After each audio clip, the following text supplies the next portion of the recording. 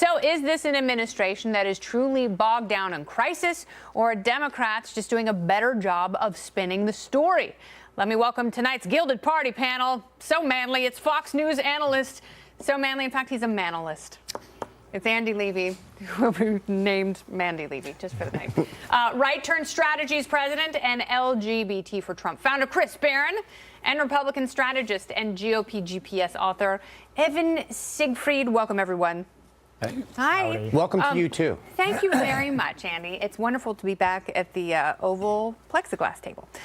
So I want to ask you, Chris Barron, why is the White House having such a hard time getting a handle on these stories? If there's nothing to see here, if they've done nothing wrong, it's not the first White House to be, especially a Republican administration, to be accused of malfeasance. But why can't they get this story on track? Because the press is an open war with the White House. This is not even a press corps that doesn't really like the White House. This is a press corps that is actively at war with the White House.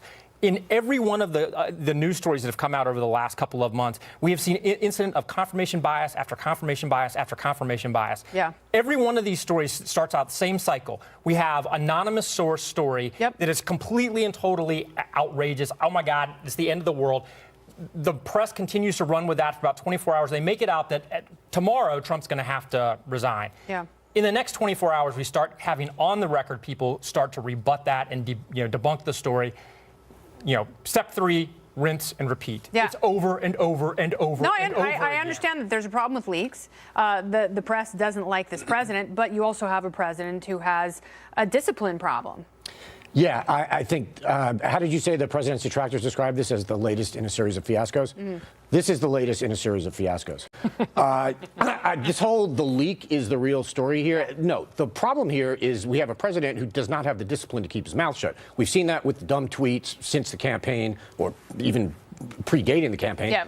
And now, assuming the story is true, we're seeing it with classified information. And the leak, to me, is only the real problem if you don't think the American people should know how careless this president is. But I think it's both things. I really do. It can be both, I don't think, I know this is an overused phrase, but I don't think it's mutually exclusive. I think there are people within the White House who have no loyalty to this president, who, really isn't beholden to his party. And that's one of his more attractive qualities. But you also have people who are holdovers from the Obama administration.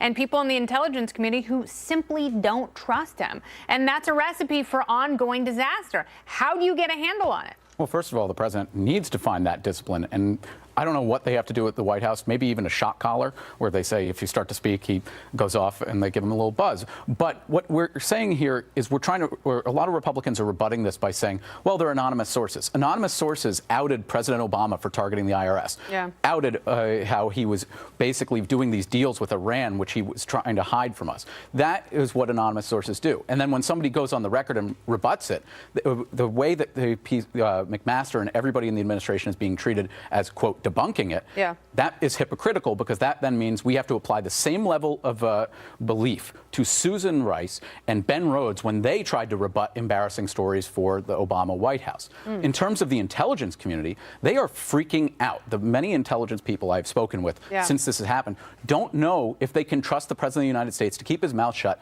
and not jeopardize sources. And at the same time, this is having a chilling effect on our allies who don't know whether or not they should continue intelligence sharing. Yeah, it's a continuation. Yes. Okay, last word, Chris, then we got to move on. The press has taken every ambiguity and every inference and inferred them against the president over and over and over and over again. And the fact is, they're using anonymous sources that have grudges, political, ideological grudges that they want to act as a grind. You don't know with that. The president. You don't know that. They're anonymous. And 24 to 48 hours later, after every single scandal, which has been of Trump's own making 117 days in, 24 hours later, to 48 hours later, they are confirmed. The White House has zero credibility. They're not confirmed. They're not confirmed. What color is the sky on your planet? Assistant AG didn't threaten to resign in the Comey thing. There's absolutely no proof of any coordination between anybody in the Trump campaign and Russia. This has been they throw this crap out there, this tinfoil hat conspiracy theory stuff. They hope it sticks, and then they walk away from it and wait for the next tweet that Trump's going to send. It's going to set all their hairs on fire. There's a story that ran in the Israeli newspaper Haaretz back in January. The lead was Israeli intelligence officials are concerned that the exposure of classified information to their American counterparts in the Trump administration could lead to their being leaked to Russia and onward to Iran.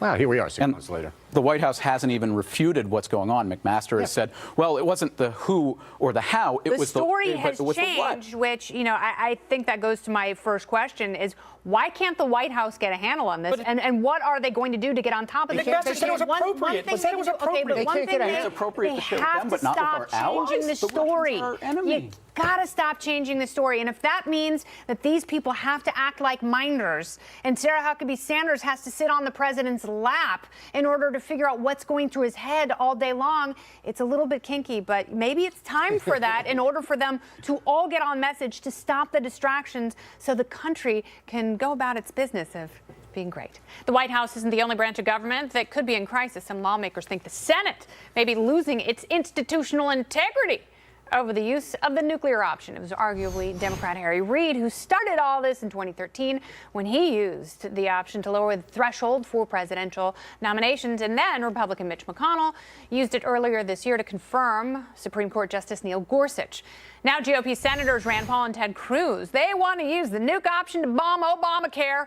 They argue that it would allow them to actually repeal large parts of the law or even abolish it instead of just slightly altering the less than perfect Health Care Act that the House handed over. Some of the GOP are concerned that the nuclear option is a slippery slope because it upturns traditions and changes the way the Senate works. But is it worth it, Andy?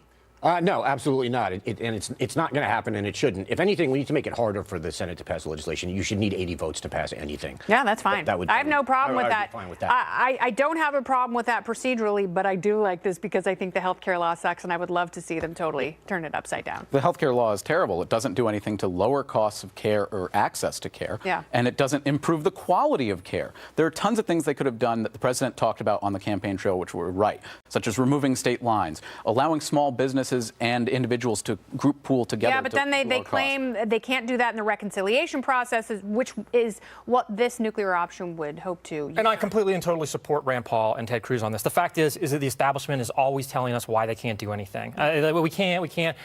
And surprise, we could do it if you elect a handful more Republicans. It's always tomorrow. The fact is, we elect a Republican president, Republican House, Republican Senate. They better do everything in their power and go beyond to try to repeal Obamacare. It's what they promised to do. But tomorrow. Don't use the reconciliation Chris Barron process for stuff that's not supposed to be used. Macbeth. Barack Obama may have spent 8 years apologizing for America, but he won't be apologizing for his decision not to bomb Syria. The president was accepting the JFK Profile in Courage Award when an interviewer asked him where he showed the most bravery during his presidency.